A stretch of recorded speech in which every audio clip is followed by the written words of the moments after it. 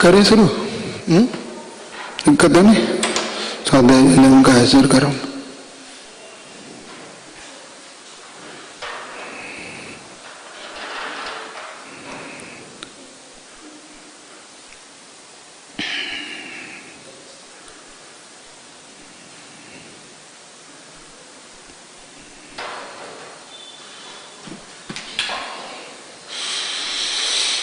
नमो अरिहंताणं नमो सिद्धाणं नमो आयर्याणं नमो उज्जयाणं नमो लोहि सहसाहुणं।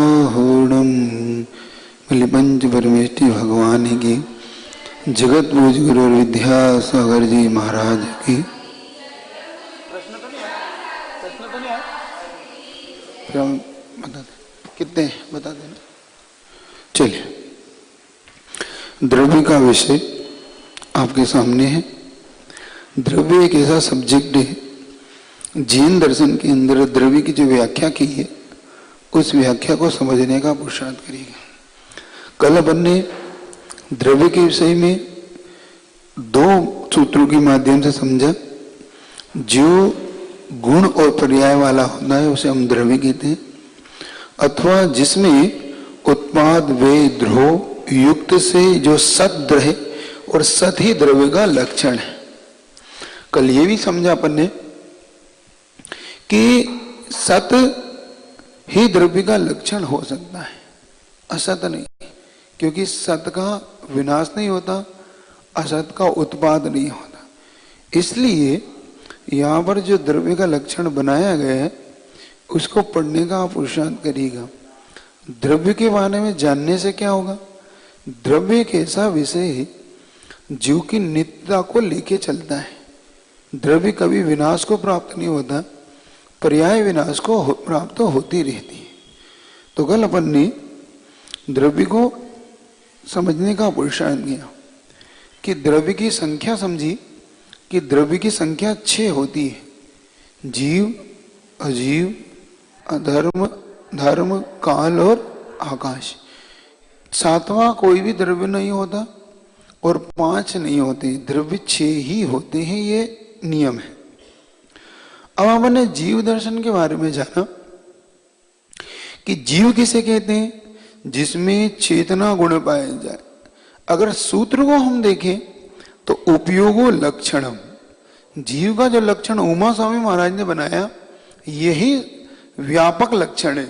उपयोगो लक्षणम, उपयोगो द्विधो, ज्ञान दर्शन।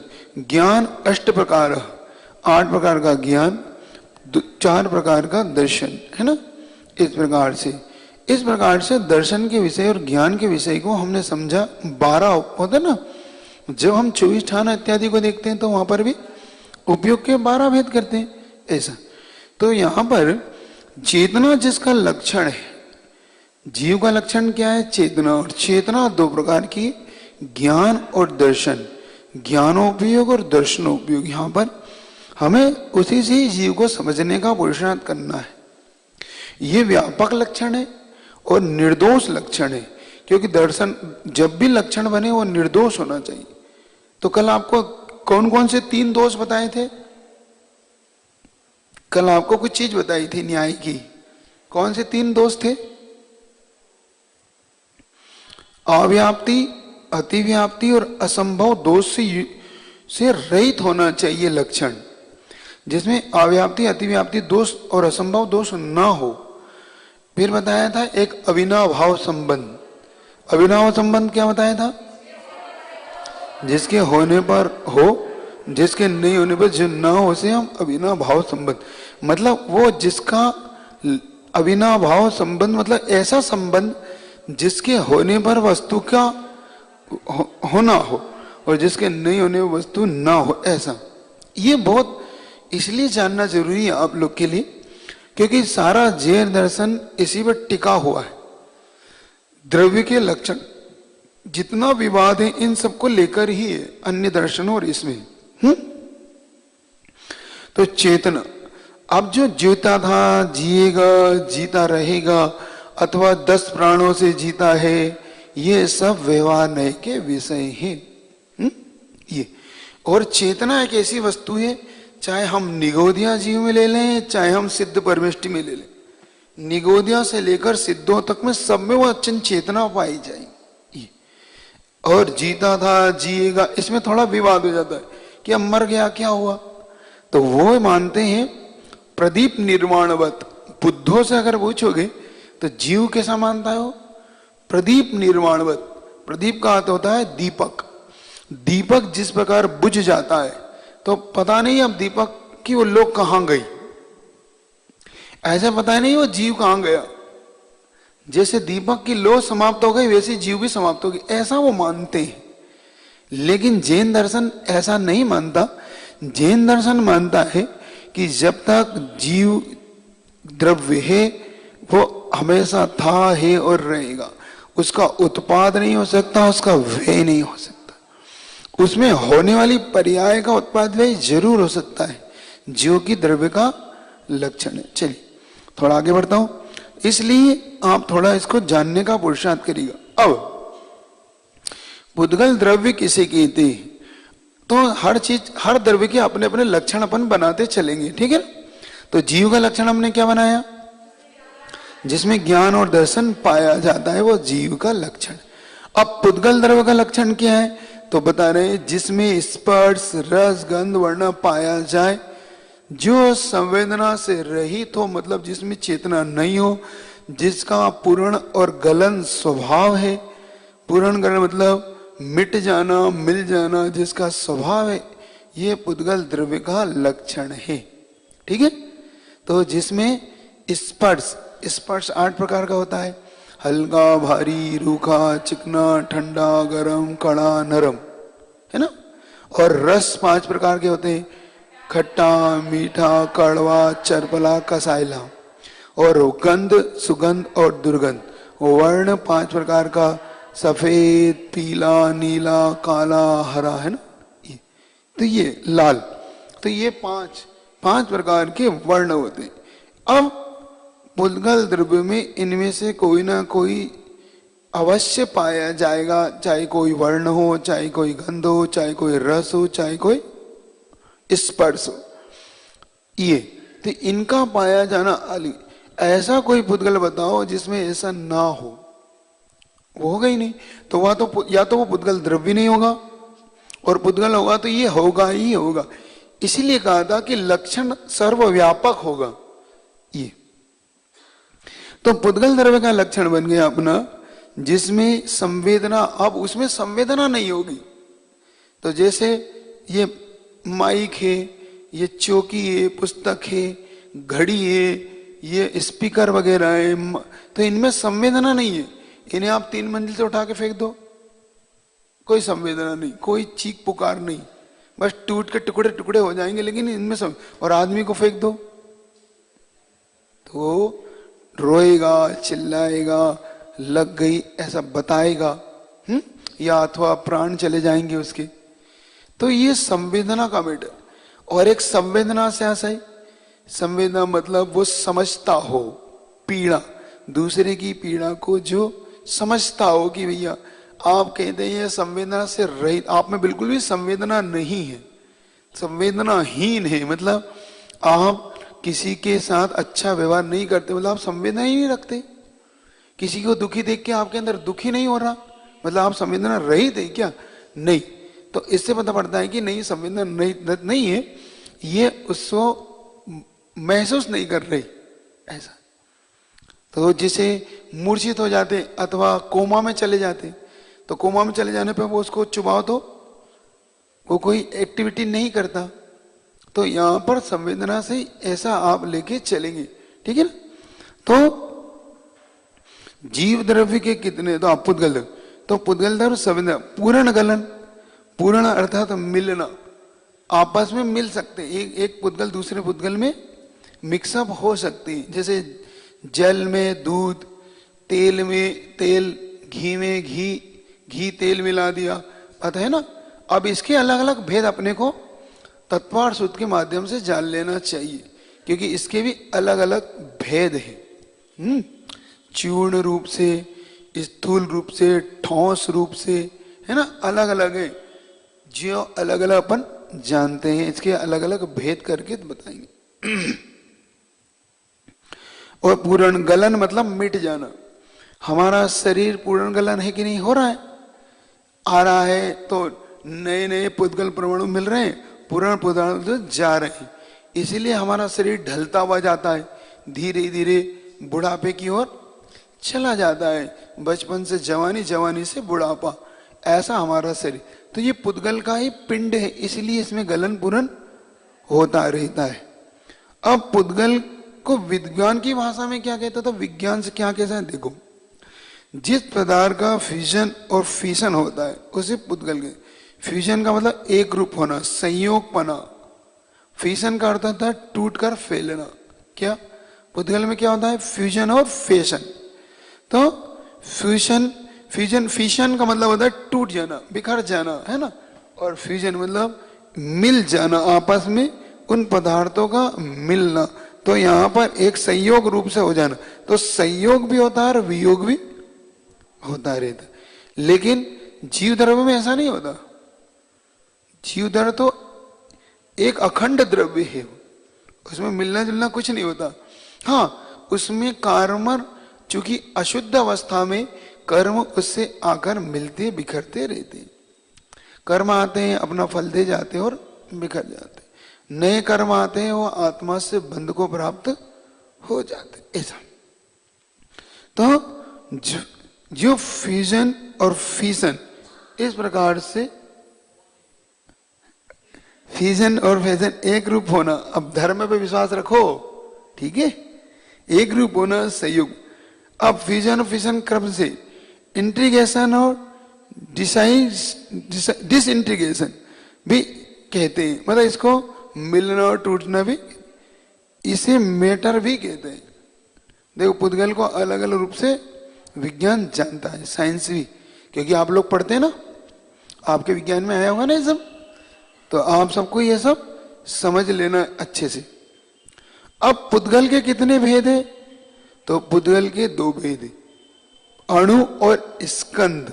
कितने भेद है पुद्गल के, भेदादणु, है ना, भेद से अणु, भेद से भी अणु प्राप्त होता है और बिना भेद के भी अणु स्वतंत्र भी रहता है। अब बताएंगे, इसमें स्वयं बताएंगे। देखो, अणु किसे कहते हैं, ये साइंस से मैच करना आप करना, क्योंकि साइंस विज्ञान अलग मानता है, जैन दर्शन अणु की परिभाषा अलग मानता। देखो, अविभागी एक प्रदेशी पुद्गल द्रव्य को अणु या परमाणु, एक प्रदेशी, अविभागी, अविभाग का मतलब हो जिसका दूसरा भाग न हो।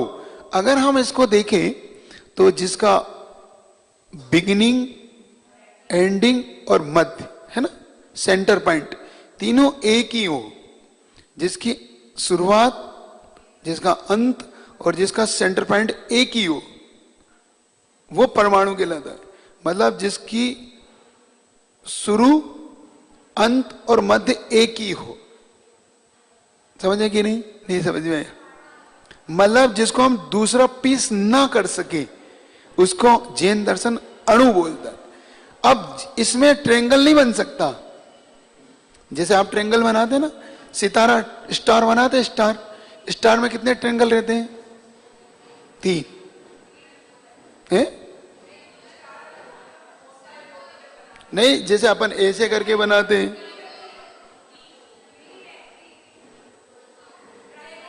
तारा बनाओ, 5 मिलेंगे उसमें, जिस स्टार बनेगा ना, स्टार 5 मिलेंगे उसमें। आप आए वही तो, वो क्या मानते हैं, विज्ञान उसको परमाणु मानता है, विज्ञान उसमें ट्रेंगल बनाता है।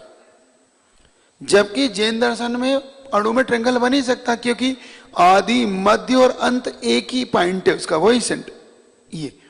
जबकि अगर हम उसको देखें विज्ञान को, तो विज्ञान अगर देखें तो बहुत सारी अणुओं का, पुद्गल का पिंड स्कंद रूप है वो, इसलिए हमारे साथ उसकी बहुत वार्ता नहीं बैठती।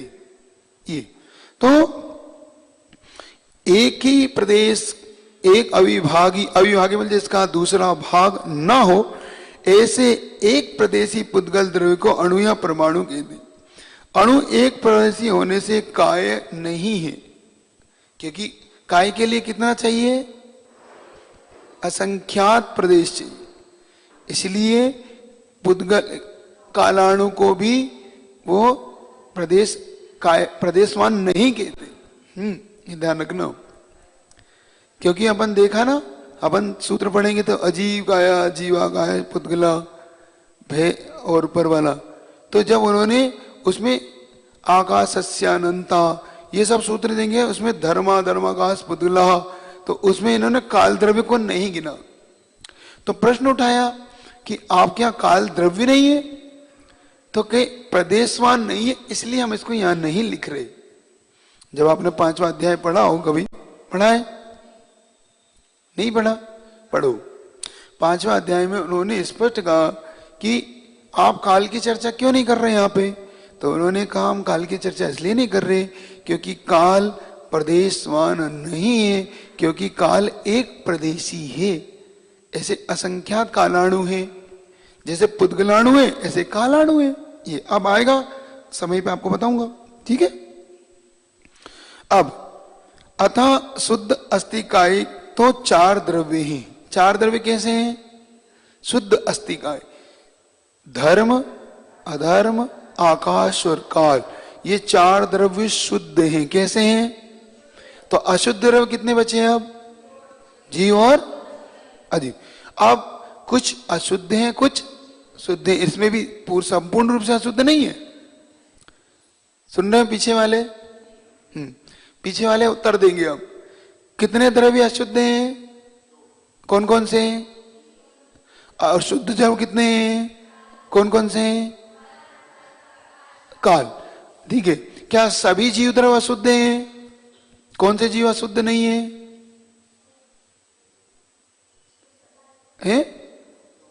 मुक्त जीव अशुद्ध नहीं है, मुक्त जीव सब शुद्ध है। जो सिद्ध भगवान है वह। और कौन सा पुद्गल अशुद्ध नहीं है? परमाणु। परमाणु शुद्ध द्रव्य है, ध्यान रखना। परमाणु अशुद्ध नहीं है। परम जितने भी पुद्गलाणु है सब शुद्ध द्रव्य के आने देते। जैसे ही उसका दूसरे परमाणु से संबंध होगा वो अशुद्ध हो द्रव्य। ये ध्यान रखो, सिंगल फेस नहीं होना चाहिए। ये तो पुद्गलाणु में, पुद्गल में कौन सा द्रव्य शुद्ध है? परमाणु शुद्ध।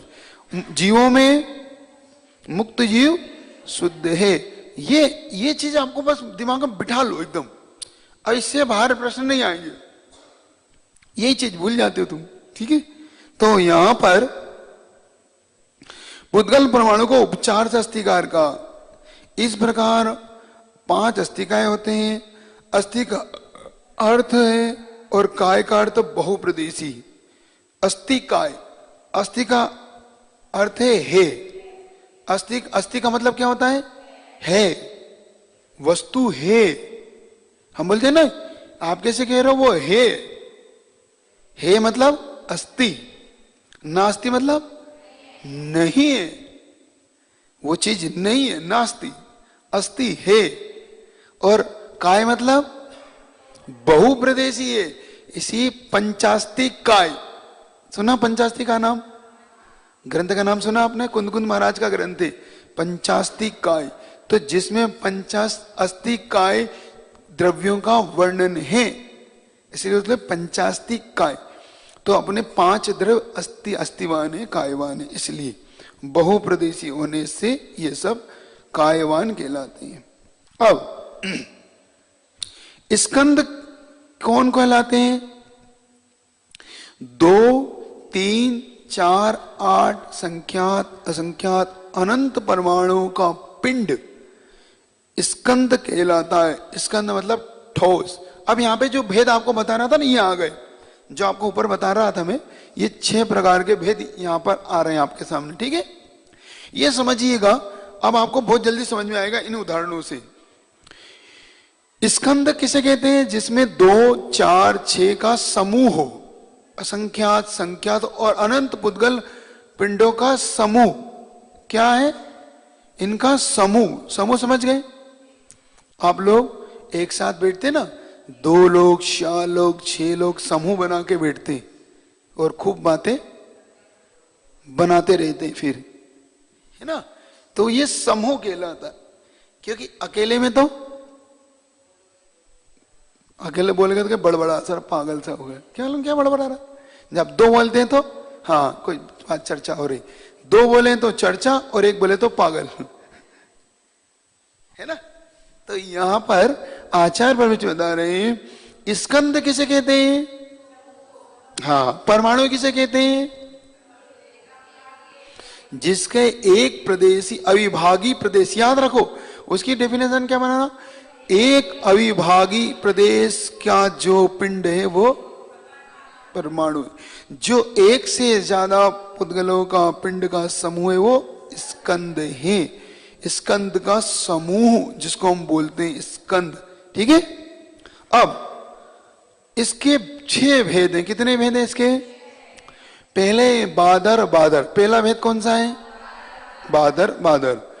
जो पदार्थ छिन्न भिन्न कर देने पर स्वयं ना जुड़े उसे हम बादर बादर। अब ये देख लेना, ये से आपको बहुत अच्छी डेफिनेशन पुद्गल की खुल जाएगी। जो पदार्थ टुकड़े करने पर पुनः जुड़ता ना हो उसे हम क्या बोलते हैं? जुड़ने का ऐसा नहीं फेविकोल लगा के या क्यूफिक्स लगा के जुड़ दो, वो नहीं है। यहाँ पर जुड़ने का आशय ये पुनः एक में एक ऐसा जुड़ जाए कि पता ना पड़े ये कभी टूटा था, उसका नाम है जुड़ने से। तो उसे हम कहते हैं बादर बादर। जैसे पत्थर के 2 टुकड़े कर दोगे तो जुड़ने का नहीं। फेविकोल से जोड़ना अलग बात, लेकिन वो जोड़ है, वो जुड़ा नहीं है, जोड़ा है, तो जुड़ा है ऐसा। तो वो 2 टुकड़े होने पर जो स्वयं से ना जुड़े, किसी आप प्राकृतिक रूप से जुड़ना अलग बात, प्राकृतिक जुड़ना चाहिए तो वो नहीं जुड़ता, टुकड़े ही रहता है ना? पीछे वाले समझ गए? अब पीछे वाले बताएंगे बादर बादर किसे कहते हैं। जैसे पत्थर, लकड़ी, कपड़ा फाड़ दिया, तोड़ दिया तो नहीं जुड़ते, है ना? इस प्रकार से, ठीक। अब आ रहा है बादर। क्या आ रहा है? जो छिन्न भिन्न कर दे बस स्वयं जुड़े से बादर कहते। जैसे जल, दूध। अब है ना, अब वो कैसे जुड़ता है महाराज? मान लो कुएं में हमने बाल्टी डाली और जैसे हमने पानी भरा तो पानी भरने पर गड्ढा पड़ जाता है कि नहीं? पड़ जाता है। लेकिन वो जैसे बाल्टी उठाते हैं तो ऐसा तो नहीं लगता यहां से टूटा था, यहां से जुड़ा। इसको बोलते हैं बादर। मतलब बादर में ऐसी ठोस वस्तु, बादर में तरल वस्तु जिसमें टूटने पर पुनः मिक्सअप हो जाती है। जैसे हम दूध निकालते हैं, दूध जैसे निकालोगे तो वहां गड्ढा, और जैसे आपने देखा तो तपेली पुनः एक लेवल में। ये कहलाता है बादर। तो बादर अलग हो गया और बादर है ये। अब आ रहा है, अब इसको कुछ नहीं करना, आपको याद रखना है ये क्या कर रहे हैं। पहले इन्होंने बादर कहा, फिर बादर का, अब बादर और सूक्ष्म को मिक्स कर रहे हैं। तीसरा भेद कौन सा है? बादर और सूक्ष्म। जो नेत्रों के द्वारा देखा तो जा सके किंतु पकड़ा ना जा सके, जैसे छाया। छाया हमारी नेत्र का विषय है तो बादर, लेकिन पकड़ा ना जा सके लिए सूक्ष्म, है ना? बादर क्या है? बादर का मतलब है जो हमारी पकड़ में आ जाए, जिसको हम पकड़ सकें, हाथ से छू सकें, महसूस कर सकें, वो बादर। सूक्ष्म क्या? जो ना स्वयं बाधित होता ना किसी को बाधा। बादर और सूक्ष्म की डेफिनेशन पहले याद कर लो। बादर किसे कहते हैं? जो स्वयं बाधित होता है और दूसरे को बाधित करता है। बाधित समझ गए? मतलब टकराता है तो खुद और दूसरे को भी बाधित करता है, मतलब रोकता है। सूक्ष्म किसे कहते हैं? बाधित होता है ना किसी से बाधा ना बाधित होता है, मतलब जो हमारे दीवार से भी आर पार हो जाए, इतना सूक्ष्म का। तो छाया आंखों का विषय होने से बादर है, क्योंकि दिखाई दे रही है। क्योंकि सूक्ष्म ना बाधित, सूक्ष्म होता है जो दिखाई भी ना दे। अब देखो, तो जो नेत्र का विषय तो हो किंतु जो हाथों से पकड़ा ना जा सके। छाया को पकड़ सकते हैं, प्रकाश को आप पकड़ सकते हैं, नहीं पकड़ सकते, अंधकार को, चांदनी को। तो ये सब बादर सूक्ष्म, ये क्या है? बादर सूक्ष्म। अब बीच वाले बताएंगे बादर सूक्ष्म किसे कहते हैं? जो आंखों विषय हो और पकड़ा न, जैसे चांदनी, छाया, अंधकार, प्रकाश, ये सब। ठीक। अब इसको ठीक उल्टा कर दो, सूक्ष्म बादर, बादर और सूक्ष्म। अब इसका उल्टा क्या हो गया? जो नेत्र को तो नहीं है किंतु शेष इंद्रिय से अनुभव में आता है। क्योंकि अपन ने बादर सूक्ष्म बनाया था, तो जो नेत्र का विषय था तो बादर था और शेष इंद्रिय का विषय नहीं था, इसलिए सूक्ष्म था। अब सूक्ष्म से उल्टा बादर हो गया। तो जो नेत्र का विषय तो नहीं है, बाकी शेष इंद्रिय का, जैसे हवा। अब हमारी आंखों से हवा दिखती तो नहीं है, लेकिन ठंड स्पर्श होने पर हमें महसूस होती है, ये ठंडी है, ये गर्म है। गंध, अब गुलाब का फूल रखा हो तो उसकी महक आती है, लेकिन दिखाओ कहाँ है तो दिख नहीं सकती। इसलिए वो सूक्ष्म इसलिए कि आंखों का विषय नहीं है, और बादर इसलिए कि हमारी नाक का विषय बन रहा है, हमारी अन्य इंद्रिय का विषय बन रहा है। हमें स्पर्श से महसूस हो रहा है हवा, ऐसे आवाज सुनाई दे रही सर सर, तो हमें आवाज आ रही है कि हाँ हवा चल रही है ना, ऐसा। तो कान का विषय बन रहा, हाथ पैर से टकरा रहा, तो अथवा मुंह से विषय निकल रही है तो मुंह का विषय बन रहा। हम हवा निकालते ना ऐसे करके, आप निकालते ठंड में से कोहरा निकलता मुंह से। ये जठा का नहीं पता पड़ती कि पेट अभी इनका जट तेज है, ठीक है। तो ये अब आ रहा है सूक्ष्म। तो पहला कौन सा हुआ? बादर बादर, दूसरा बादर, तीसरा बादर सूक्ष्म, चौथा और पांचवा सूक्ष्म। जो किसी इंद्रिय का विषय ना हो, जैसे कार्मण स्कंद है ना, कार्मण वर्ण, जो किसी इंद्रिय का ना हो, आंख का, कान का, नाक का, किसी का विषय नहीं बन रहा, ठीक है, उसको हम क्या बोलते हैं? सूक्ष्म। अब सूक्ष्म सूक्ष्म, ये अत्यंत सूक्ष्म द्वि अणु को सूक्ष्म सूक्ष्म स्कंद कहते हैं। यह स्कंद की छोटी इकाई है, जो द्वि अणुक।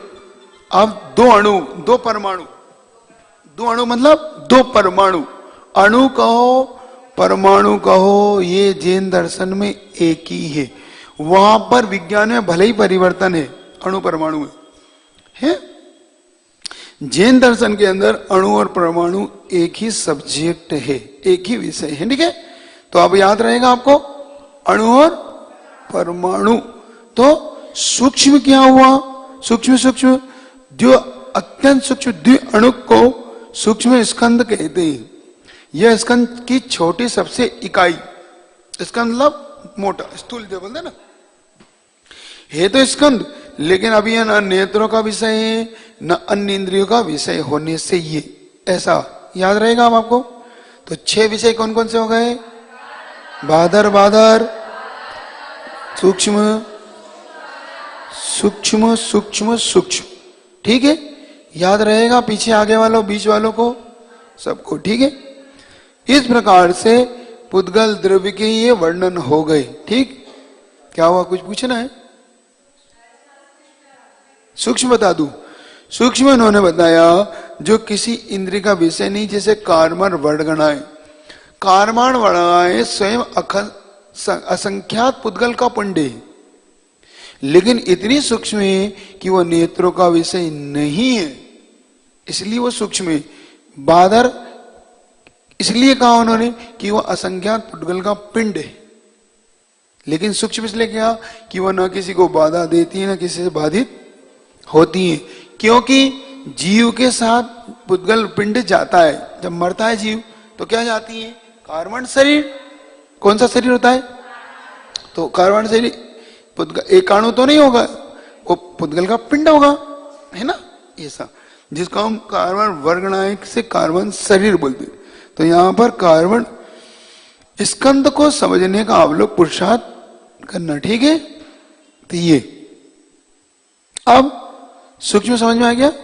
सूक्ष्म सूक्ष्म क्यों कहा? सूक्ष्म इसलिए कहा उन्होंने कि जो स्कंद की सबसे छोटा ये 2 अणुओं का पिंड है, वो वहां पर वहां पर ज्यादा नहीं है ये, तो सूक्ष्म और इसका अब यहां से भी इस कारण बन गए, इस वज्र को भी भेद के निकल जाएंगे, इसलिए वो सूक्ष्म है।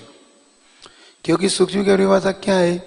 जो स्वयं ना बाधित होता ना, सीधा सीधा सिद्धांत मिला के ऐसा चलना आप तो बाधा और सूक्ष्म।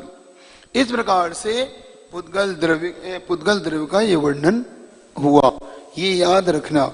अब आ रहा है धर्म द्रव्य। धर्म द्रव्य से आप धर्म पुण्य पाप ये नहीं लेना, क्योंकि हम पुण्य को धर्म बोलते हैं, पाप को अधर्म बोलते हैं। यहां वो पुण्य पाप नहीं है, ये द्रव्य का धर्म द्रव्य अधर्म द्रव्य है ये पुद्गल पुण्य पाप पूजन पाठ अभिषेक ये नहीं है यहाँ पर। नहीं तो बहुत से लोग धर्म द्रव्य मतलब उस ओर चले जाते हैं, आपको वो नहीं लेना है। यहां पर धर्म द्रव्य को समझना है, धर्म को नहीं समझना है। अब जो गतिशील जीव और पुद्गल को गमन आगमन हलन चलन में उदासीन रूप से सहायता देता है, क्या?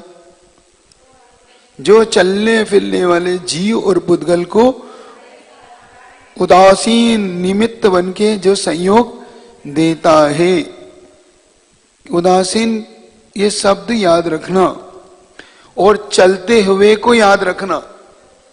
हाँ, जो नहीं चलता उसे प्रेरणा नहीं देता, इसलिए उदासीन है। जैसे आपको यहां से प्रेरणा दी जाती है कि आप ये करो, ये मत खाओ, ये पियो, ये खाओ, हिंसा मत करो, झूठ मत करो, व्रत पालो, तो ये क्या है आपके लिए? प्रेरणा। ऐसा धर्म द्रव्य प्रेरणा नहीं देता आपको कि उठो चलो। आपका मन प्रेरणा देता तो आप उठ के चले जाते हैं, आपका मन कहता बैठो तो आप बैठ जाते हैं। ये सब प्रेरणा आपके अंतर से कर्म आपका दे, लेकिन धर्म द्रव्य नहीं कहता आओ रुको बैठो, वो नहीं कहता। इच्छा हो तो बैठो, नहीं हो तो चले जाओ। तो धर्म द्रव्य चलते हुए जीव और पुद्गल, तो जीव तो हमारा चलता है, पुद्गल भी चलता है क्या? हाँ, क्यों नहीं चलता? पुद्गल क्यों नहीं चलता? आप ऐसा क्यों मानते कि पुद्गल नहीं चलता? महाराज अभी तक तो चेतना के साथ सुना था, पुद्गल तो अजीव है। अजीव भले ही है, लेकिन वो गमनशील है। एक बात ध्यान रखना, पुद्गल अपने आप में गमन कैसे करता है? स्वयं हवा के माध्यम से, हवा के निमित्त से, अथवा किसी और माध्यम से वो अपना इधर से उधर। क्योंकि पुद्गल की एक समय में कितना कितना गमन कर सकता है? पुद्गल अगर तीव्र गति से गमन करे तो कितना गमन कर सकता है? 14 राजू एक समय में। और मंद गति से एक पुद्गल का आकाश का एक प्रदेश।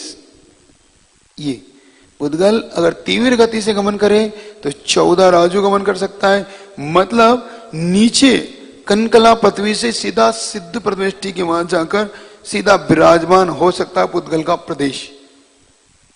और मंद गति से अगर, क्योंकि वो प्रदेश की जब संख्या बनाएंगे तो प्रदेश किसे कहेंगे? वो बताएंगे कि पुद्गल का एक परमाणु मंद गति से आकाश के जितने प्रदेश को लांघता है, घेरता है, उसे हम परमाणु कहते हैं, प्रदेश कहते हैं। प्रदेश की ये वर्णना बनाएंगे, ये याद रखना। ये तो ये याद रखने वाली चीजें हैं। तो उदासीन रूप से जो हमें संयोग देता है जीव और पुद्गल को गमन करने में, चलने में, इधर से उधर जाने आने में, तो हमारे चलने में जीव को कौन सहयोग कर रहा है? नहीं हो धर्म द्रव्य तो हम चल नहीं सकते। हमारी हम में और हमारा किसी ने चलता, हमें बहुत शक्ति है। ध्यान रखो, आपसे ज्यादा शक्ति सिद्धों में है। किसमें है? सिद्धों। अनंत शक्ति का पिंड सिद्ध भी निमित्त नहीं मिलने पर 14 राजू पर जाकर रुक गया। 7 राजू यहां से मध्यलोक से गमन किया, और जीव का स्वभाव ऊर्ध्वगमन है। ऊर्ध्वगमन है, अनंत शक्ति का पिंड है, फिर ऐसी क्या उसकी मजबूरी थी कि वो रुका हुआ जाकर? क्योंकि आकाश तो अनंत है, अनंत आकाश में चला जाता, लेकिन वो कहता है मुझे अब धर्म द्रव्य नहीं है, इसलिए मैं आगे नहीं जा सकता। I am sorry. देखो, जो लोग निमित्त को नहीं मानते, जो कहते हैं उपादान ही सब कुछ है, उन्हें ये देख लेना चाहिए, उन्हें अच्छे से देख लेना चाहिए कि उपादान शक्ति अब कुंठित तो नहीं किसी से सिद्धों की। फिर क्या कारण था कि वहां जाके रुकना पड़ा। धर्मास्ति काया भावात, धर्म अस्ति काय द्रव्य का अभाव होने से, स्पष्ट लिख रहे हैं उमा स्वामी महाराज। सर्वार्थ सिद्धि में इसकी टीका करते हुए पूज्यपाद स्वामी लिख रहे हैं, क्या करे, जीव अनंत शक्ति का धनी होते हुए भी अब नहीं जा रहा है, क्योंकि धर्म द्रव्य नहीं है इससे ऊपर। जैसे ट्रेन पटरी होने पर ही आगे बढ़ती, पटरी नहीं हो तो स्टॉप, जहां पटरी में स्टॉप, अब नहीं बढ़ सकते हम, पटरी नहीं है आगे। ऐसे ही चलते हुए उस जीव को रुक गई, चला रहा नहीं, उसे प्रेरणा नहीं दे रहा। अगर प्रेरणा दे जाए तो गड़बड़ हो जाए। अगर धर्मधर प्रेरणा दे तो वो हमें घुमाते ही रहे, और अधर्मधर हमें क्या रुक, धर्म के रुक, धर्म के चल, तो हमारी तो फजीती हो जाए। समझ गए? हाँ बिल्कुल। देखो सोचो क्या हो जाए, आफत हो जाए। एक कहेगा चल, एक कहेगा बैठ, हम तो क्या करें, बैठेंगे चले, एक टांग खींचेगा इधर एक उधर।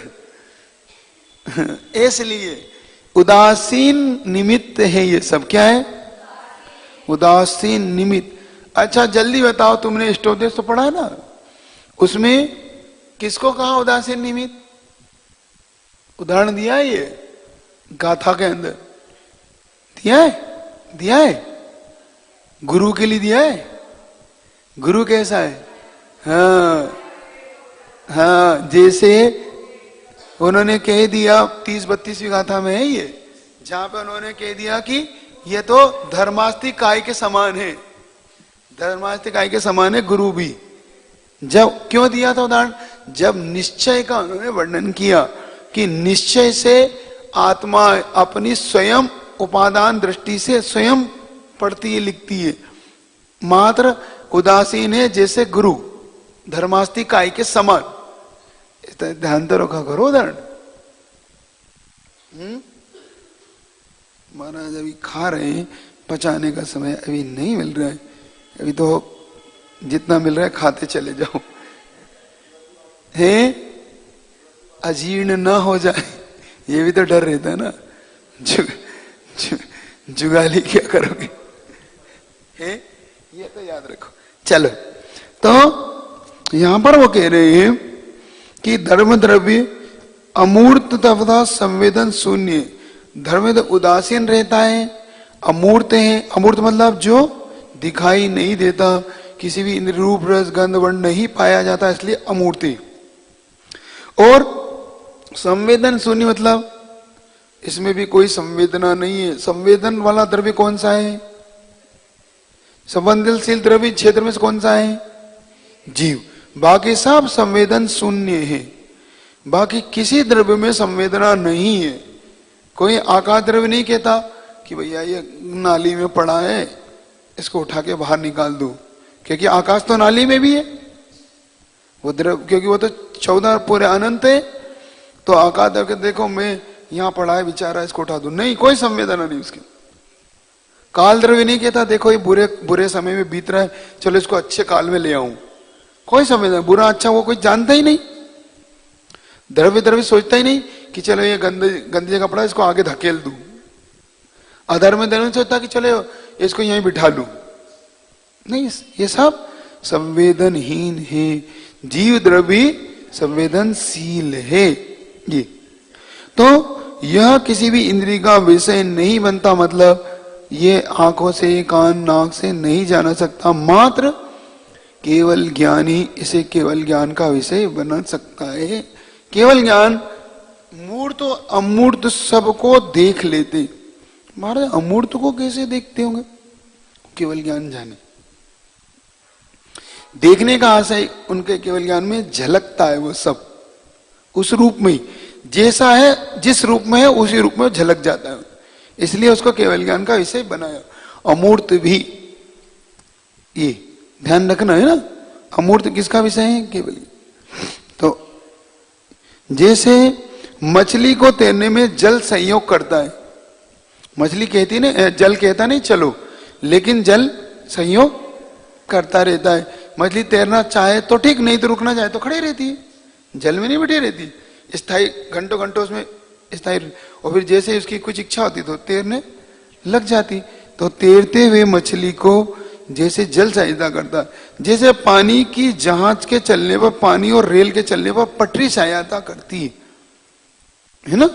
तो ये याद रखना आपको कि एक तो उदासीन है, चलते हुए को चलने में सहयोग करता है, दूसरा संवेदनहीन है, अमूर्त है। ये सब आपको याद रखना है इसके उदाहरण, क्योंकि पूछा जा सकता है, कैसे भी घुमाया जा सकता है इस प्रश्न को कि उदासीन द्रव्य कौन कौन से हैं, अमूर्त द्रव्य कौन से हैं, अथवा संवेदन शून्य द्रव्य कौन से हैं। ये सब ऐसे ही जीव में भी अगर हम सिद्धों को कह दें तो अतिशयोक्ति नहीं, कि सिद्ध भी संवेदनहीन हो गए। अब खुद का तो संवेदन कर रहे हैं, लेकिन किसी पर का संवेदन उन्हें अब नहीं होता उन्हें, क्योंकि अगर होने लग जाए तो सबसे ज्यादा बंद सिद्धों को हो जाए। क्योंकि उनके ज्ञान, अपने से थोड़े से ज्ञान में अपने कुछ आ जाती है बात, तो हम कितने आकुल आकुल हो जाते। और उनको तो 3 लोक दिख रहा है, नरक भी दिख रहा है, देव भी दिख रहे, मनुष्य भी दिख रहे, तिरंच भी दिख रहे, सभी लड़ रहे भिड़ रहे, सब दिख रहे उन्हें। तो सबसे ज्यादा बंद उन्हें हो जाए, लेकिन उन्हें किसी भी चीज से कोई मतलब नहीं है, क्योंकि वहां पर मोह नहीं है। तो मोह नहीं होने के कारण वहां पर कोई भी समस्या उनकी नहीं है। इस प्रकार से धर्म द्रव्य का वर्णन हुआ। ठीक, इतना ही रख ले, फिर आपकी जाप इत्यादि कर लेते धीरे धीरे, क्योंकि फिर बीच में प्रश्न आ जाएंगे तो अपन प्रश्न भी देख लेंगे। आपको तो नहीं कोई पूछना? कौन सा? बादर? अणु किसे कहते हैं? अणु का इन्होंने परिभाषा बनाई है अणु की, देखो ऐसे बनाओ।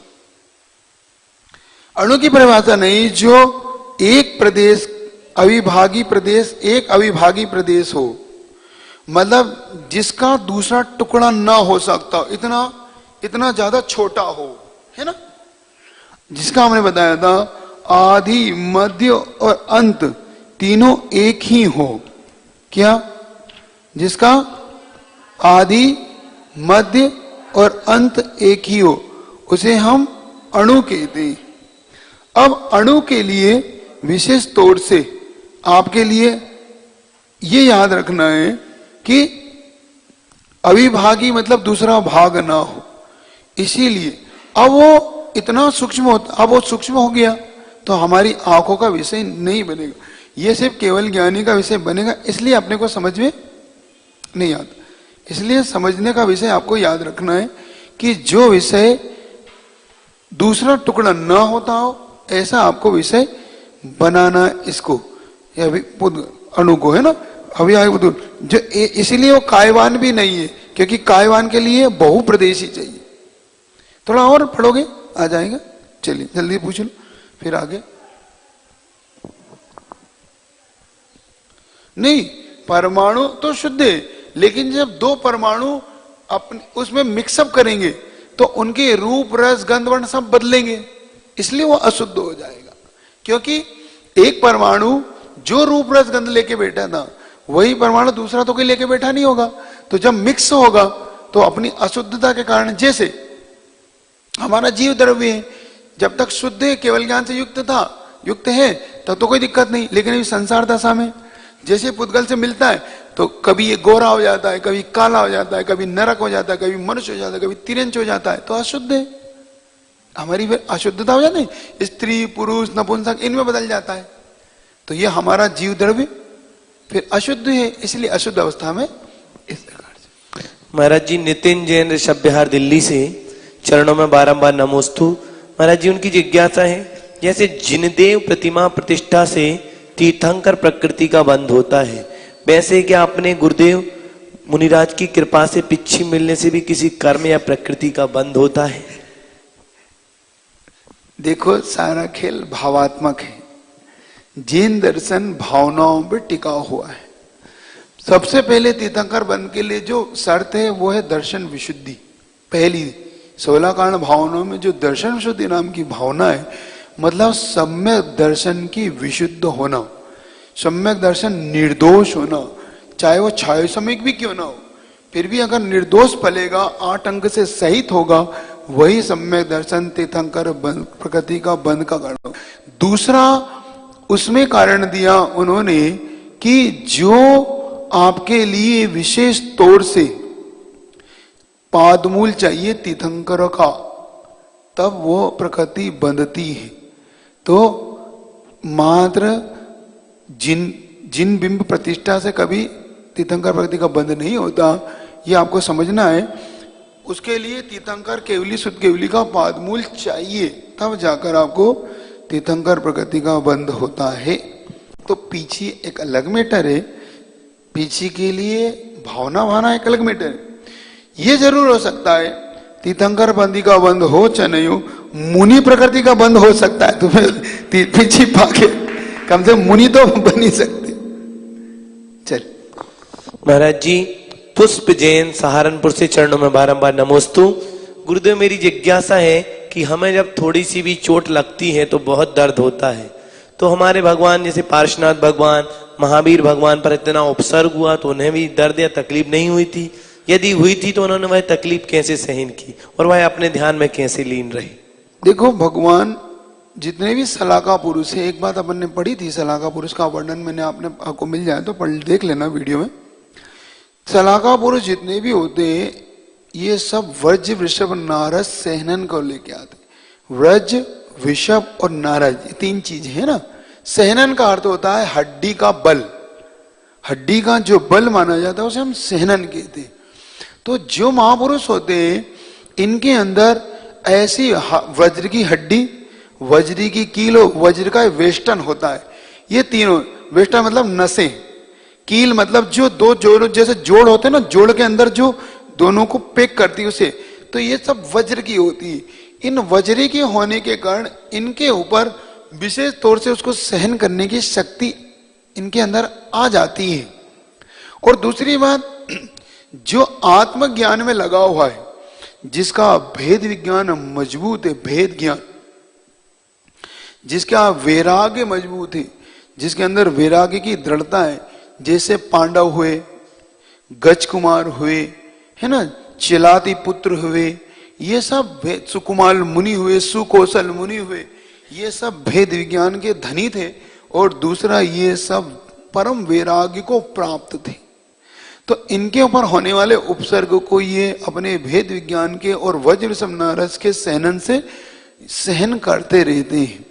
और रही तीर्थंकरों की बात, तो तीर्थंकर के ऊपर तो उपसर्ग उनके शरीर को नहीं छूता। उपसर्ग होता है बाहर, जैसे पत्थर गिरेंगे तो उनके शरीर से दूर, अपने ऊपर अगर गिरे तो अपने तो ऐसा लगेगा कि अपने ऊपर गिरा और अपन तो उठ जाएंगे, वो नहीं। लावा भी गिरेगा तो दूर, वो ऐसा लगेगा, उनके ऊपर टच नहीं करेगा, वो कोई नहला नहीं दिया जाएगा उनको, तो उससे वो उस चीज को सहन करते हैं। महाराज जी, संजीव जैन बड़ौत, चरणों में बारंबार नमोस्तु। महाराज जी, उनकी जिज्ञासा है, जब सज्जनता दूषित होने लगे और दुर्जनता पूजित होने लगे, तो गुरुवार उस परिस्थिति में सज्जन साधु पुरुषों को भी आवेश आवेगों का आश्रय या फिर तटस्थ भाव आश्रय लेना चाहिए, या फिर तटस्थ भाव से उस स्थिति में स्थिर बनाए रखना चाहिए? ये तो सब परिस्थितियों पर डिपेंड करता है, क्योंकि सबसे बड़ी बात यह है, जब सज्जन पुरुष ये जानता है कि इस समय धर्म के लिए मुझे कुछ करना है, तो वो आवेश का भी उपयोग करता है। सज्जन से यहाँ पे जो लोग अच्छे लोग हैं, जो ग्रस्त हैं, जिनका विरोध का त्याग नहीं है, तो वो धर्म की हानि को देखते हुए उस विरोध का भी विरोध करते हैं कि अब हम कुछ भी हो जाए ऐसा नहीं होने दें, क्योंकि इससे तो हमारे धर्म की हानि हो जाएगी। और जो साधु है, सज्जन से अगर साधु लेते हैं तो वो पूर्ण प्रयास करते हैं कि कसाईयों को जीता जाए, इस कसाईयों से माध्यस्थ भाव लाया जाए, दुर्जनों के प्रति माध्यस्थता से काम किया जाए। तो दोनों ही चीजें, हर चीज परिस्थिति पे डिपेंड करती है। मान लो शिष्य दुर्जनता पे आ रहा है तो फिर गुरु को भी थोड़ा सा आंखें दिखाना पड़ती, गुरु को भी थोड़ा सा उसे डांटना फटकारना पड़ता है।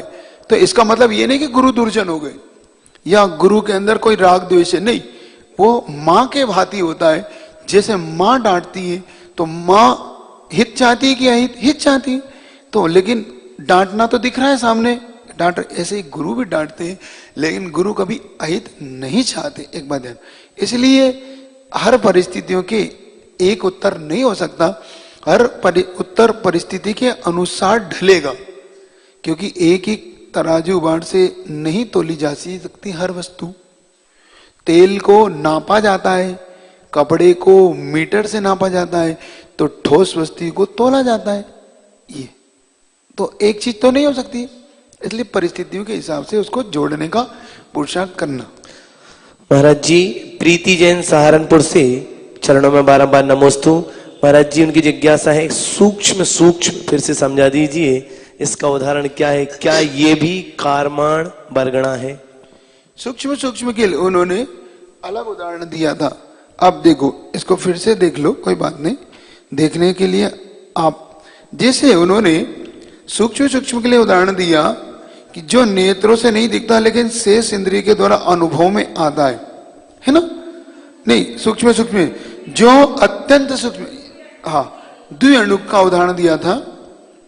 सूक्ष्म सूक्ष्म में जो दो अणु हैं, एक अणु तो परमाणु हो गया जो किसी का विषय नहीं होता, किसी इंद्रिय का विषय नहीं बन पाता, मात्र केवल ज्ञान का विषय बनता है, या अवधि ज्ञान या मनापर ज्ञान का विषय बनता है।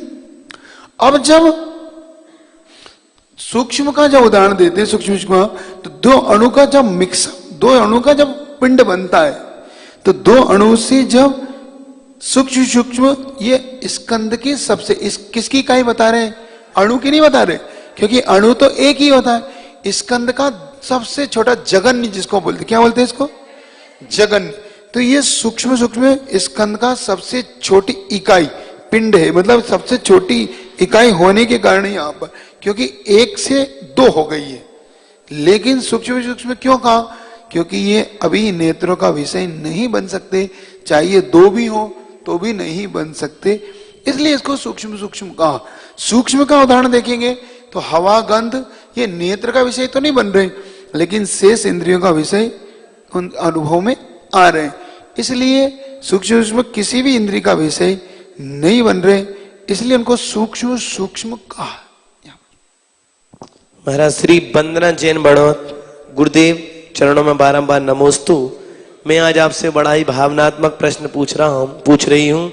महाराज श्री, मुनि बनने में मोक्ष तो है परंतु पाप भी है, इसलिए क्योंकि हम जब मुनि बनते हैं तो सब भूल जाते हैं जो हमारे माता पिता ने हमारे ऊपर किया।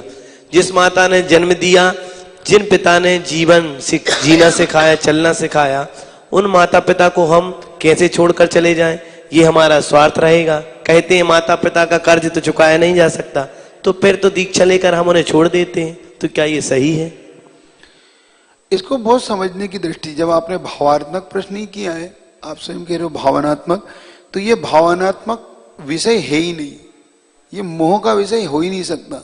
ये प्रश्न मोह से उठा है और आप निर्मोही का प्रश्न कर रहे हैं। ये प्रश्न मोह के कारण उठा है, जिसने इस मोह को जीता है वही इस मार्ग में बढ़ता है, और प्रश्न मोही कर रहा है ना? बात समस्या यहां खड़ी हो रही है कि निर्मोही वाला प्रश्न है और मोही जीव करता है तो वो ऐसे ही सोचता है। दूसरी बात ये कि इस संसार में अनंत माता पिता हुए हैं, एक माता पिता नहीं हुए। आप किन किन माता पिताओं की चिंता करते हुए आगे बढ़ोगे, और यही माता पिता आपके लिए एक दिन बेड़ी के समान हो जाते हैं। एक बताओ, संसार में जिन माता पिताओं को आप अपना बोलते, ये माता पिता भी आपको छोड़ छोड़ के चले जाते कि नहीं? आपके लिए छोड़ छोड़ के संसार से विदा हो जाते कि नहीं? तब आपके क्या होता है? उस समय क्यों नहीं आप उनके साथ जाते? ये मेरे माता पिता है, मैं भी इनके साथ जाऊं? नहीं, चले गए 3 दिन में आप सब वैसे हो जाते हो। तो संसार में एक बात ध्यान रखो, कर्तव्य का मना नहीं कर रहा मैं, कर्तव्य का पालन होना चाहिए, करना चाहिए, कर्तव्य के लिए मना नहीं है। लेकिन अगर आत्म कल्याण की भावना उठ रही है तो कर्तव्य के लिए माता पिता अगर परमिशन देते हैं, क्योंकि आचार्य कुंदकुंद महाराज ने यह भी कहा एक जगह कि माता पिता की परमिशन ले लो, लेकिन आपको परमिशन दे जरूरी नहीं। कौन के माता पिता कहेंगे चला जा, कोई नहीं कहेंगे। तीर्थंकर के माता पिता नहीं कह रहे चला जा, वो भी रो रहे महाराज जी रोको, महाराज जी रोको इनको। तो किसी के माता पिता कोई परमिशन नहीं देते, क्योंकि अगर बढ़ना है तो संसार मार्ग में। और अब मान लो महाराज जी ऐसा नहीं हो सकता कि हम सेवा करके चले जाएं, तो तुम्हारी आयु का क्या भरोसा है, पता पड़ा माता पिता से तुम पहले चले गए। तो ये सब चीजें कुछ निर्मोह होकर, कठोर होकर, इसमें आचार्य महाराज लिखते हैं समन्वय स्वामी, निर्दय भस्मसात क्रिया, निर्दय बन के निकलना पड़ता है। फिर बाद में फिर दया खूब करो। निकलने के बाद दया मतलब अभय ध्यान रखो उनके प्रति, भावना सद्भावना भाव। क्योंकि अगर मोह ऐसा ही उलझा रहा तो वो तुमसे मोह करेंगे, तुमसे मोह करोगे, बस एक दूसरे से मोह का भी बंधन नहीं छूटेगा। तो इस मोह पे वार करने के लिए निर्मोही तो किसी दिन आपको होना पड़ेगा। जब आप पढ़ने जाते हो, बच्चे को विदेश भेजते हो, तो मोह से साथ के निर्मोह होके भेजते हो, बेटा जा तेरा भविष्य का सवाल है।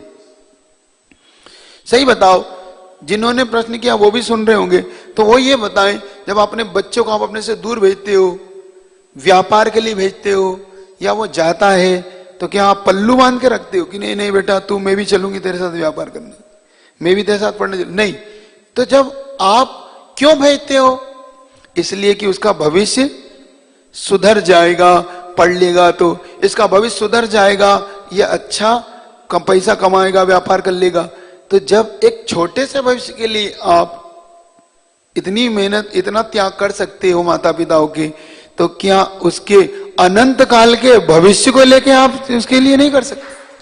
उसका अनंत काल के लिए भविष्य को लेके नहीं कर सकते कि कोई बात नहीं बेटा, तेरा अगर अनंत काल का भविष्य सुधरता है तो कोई बात नहीं, तू चला जा, मेरा तो ये जीवन बीत गया। अब मान लो जिनके पुत्रों का एक्सीडेंट हो जाता है, वो माता पिता नहीं रहते, वो भी रहते, उनके पुत्र चले जाते हैं, भरी जवानी में छोड़ के चले जाते हैं। ऐसे बहुत केस होते, देख लो, जो माता पिता आज बिना पुत्र और बहन। तो ये सब अलग अलग प्रकार से होते हैं। ठीक है, चलिए ठीक है, इतने रखे, चलिए जाप कर ले, थोड़ा फास्ट करना, आज लेट हो गए, ठीक है ना। ओम सम्यक दर्शनाय नमः, ओम सम्यक ज्ञानाय नमः, ओम सम्यक चारित्राय नमः, ओम ह्रीं अरम अस्याहुष नमः, ओम ह्रीं अरम अस्याहुष नमः, ओम ह्रीं, ओम ह्रीं, ओम ह्रीं अरम अस्याहुष नमः, ओम ह्रीं अरम अस्याहुष नमः, ओम ह्रीं, ओम ह्रीं, ओम ह्रीं अरम अस्याहुष नमः, ओम ह्रीं अरम अस्याहुष नमः, ओम ह्रीं, ओम ह्रीं, ओम ह्रीं अरम अस्याहुष नमः, ओम ह्रीं अरम अस्याहुष नमः, ओम ह्रीं, ओम ह्रीं, ओम ह्रीं अरम अस्याहुष नमः, ओम ह्रीं अरम अस्याहुष नमः, ओम ह्रीं, ओम ह्रीं, ओम ह्रीं अरम अस्याहुष नमः, ओम ह्रीं अरम अस्याहुष नमः, ओम ह्रीं, ओम ह्रीं, ओम ह्रीं अरम अस्याहुष नमः, ओम ह्रीं अरम अस्याहुष नमः, ओम ह्रीं,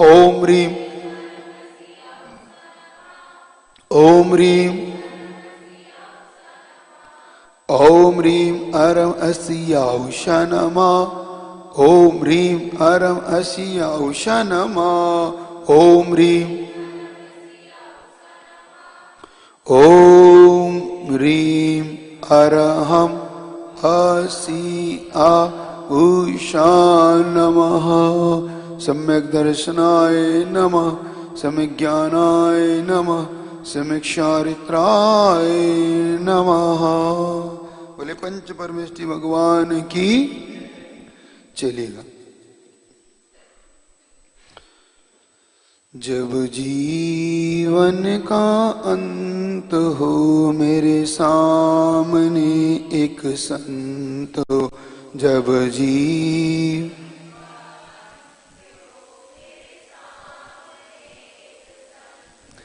मेरे होठों पर अरिहंत महावीर का वह पंत हो, मेरे होठों पर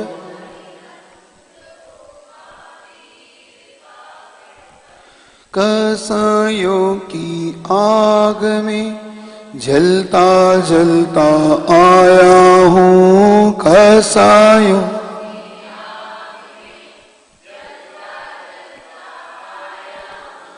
वासना की राह पे चलता चलता आया हूँ,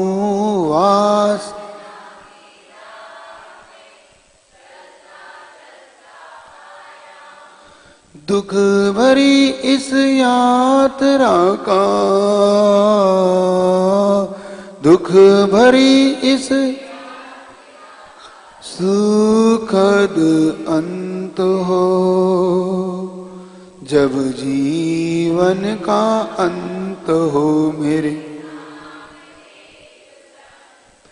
मेरे होठों पर अरिहंत महावीर का वह, तन में जब तक श्वास है मन में एक विश्वास है, तन में जब मन में मुक्ति की ही प्यास है, गुरु चरण की आस है, मुक्ति की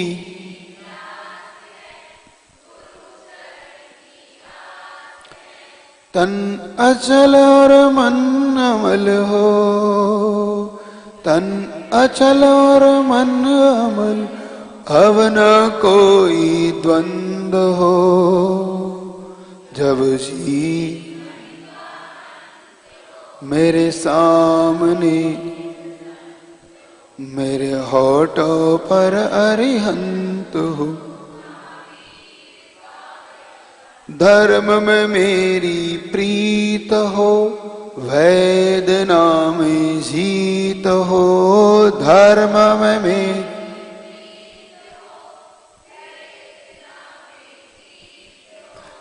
आगम का संगीत हो, प्रभु नाम का गीत हो, आगम का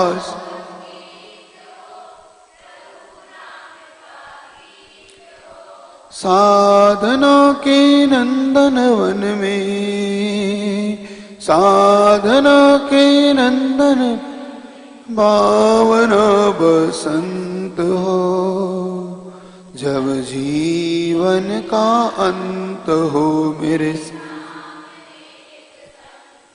मेरे होठों पर अरिहंत महावीर का, गुरुदेव का वो पंथ हो, जिनवाणी का, जिनवाणी के ज्ञान से सूझे लोकालो, सवाणी मस्त धरो सदा, हे जिनवाणी भारती तो है जपो दिन तेरे।